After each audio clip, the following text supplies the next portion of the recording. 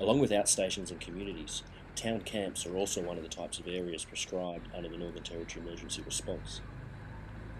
Mount Nancy is one of those town camps where more and more Aboriginal people are living thanks to the urban drift caused by the intervention. These prescribed areas have, among other things, a complete ban on alcohol and pornography. Barbara Shaw and her family live at Mount Nancy Town Camp. She's an executive member of the Tangential Council who have been critical of the Northern Territory intervention. In February, she took a busload of Central Australian Aboriginals down to Canberra the day before the apology to protest against the intervention. My name is Barbara Shaw and I live here at Mount Nancy Camp, which is now a prescribed area under the federal government. Yeah. 5 generations live here. I don't believe any of those measures in the legislation are helping our people. You got your 5-year lease takeover, statutory rights to buildings, CDP, income management, quarantine, all of that kind of stuff. It's not helping our children. Who's that? Me. So, with the communities out bush in remote areas, they're 99% dry anyways, before the legislation. But here we've got a lot of old people, and we've got people who work, we've got people who fought for this country that live in prescribed areas that are told that they're not allowed to drink in their own backyard. And I think they're entitled, they should be entitled to their own drink, especially if they're out there working hard to send their kids to school, put food on the table, keep the roof over their head. They're entitled to that. Barb's house also operates as an unofficial safe house in the town camp. Malbrough promised a lot of these such safe houses to the communities in the Northern Territory affected by the intervention. Not far from Mount Nancy, we found these official safe houses.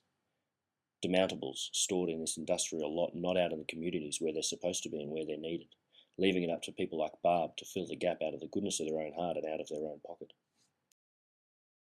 But I think it's up to the responsible adult to do so.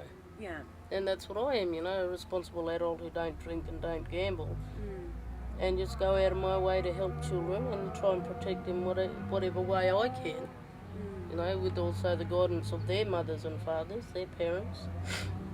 And, people like me should be recognised in the work that they do, even though it's not funded. They're doing it out of their own pocket.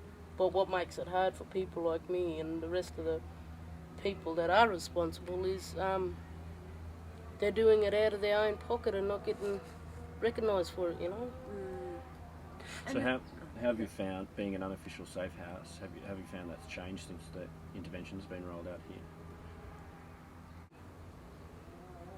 Well, I'm income managed and it makes it hard, especially where food is concerned and with school. Our kids play sports, so they got football and netball on the weekends. And you need that extra money to get into the games, pay your entrance fee, and also to get packages at the start of the games. And with school, they have excursions, so it's hard to have that bit of extra money for $3, $5 to go on a school excursion, and that's what is needed. My name's Walter Shaw. I'm a 4th generation tan camper, and I live here at Mount Nancy Tan Camp in Alice Springs. I would like the intervention to be repealed, the Racial Discrimination Act to be reinstated. With the legal architecture of the intervention, there's really no legal loophole or avenue for any Aboriginal people to seek a legal fight against the Australian government. So those two things need to be done. Then the federal government needs to go out to individual communities, sit down and negotiate and nut out what are the best ways in terms of moving forward. But late 90s and early 2000, like $400 million was scrapped Australia-wide for women's programs. That's with the community facility blocks and stuff like that. And out of them centres, they were running nutrition programs for their children, teaching and educating young parents on how to look after their children as well. I reckon it was scrapped during Howard's reign, so in government, so, and that's where everything went downhill. You know, it's not us mob neglecting our children; it's the government really neglecting us. They're going to find that it is a failed Howard government policy on the 21st of June, because one thing about Aboriginal people and the history of Aboriginal people, when you look at the Department of Aboriginal Affairs and how they tried to deliver programs and intervention and preventative programs to Aboriginal people, is that government mandated programs do not work with Aboriginal people. It's best off for the government, both the Northern Territory government and the federal government, to actually sit down with the Aboriginal people on the ground and work out ways and mechanisms to actually move forward and tackle these issues. And Aboriginal people have not been sitting on the fence for the last 30, 40 odd years. We have been trying to deal with these problems, and these problems haven't popped up overnight. These problems are intergenerational.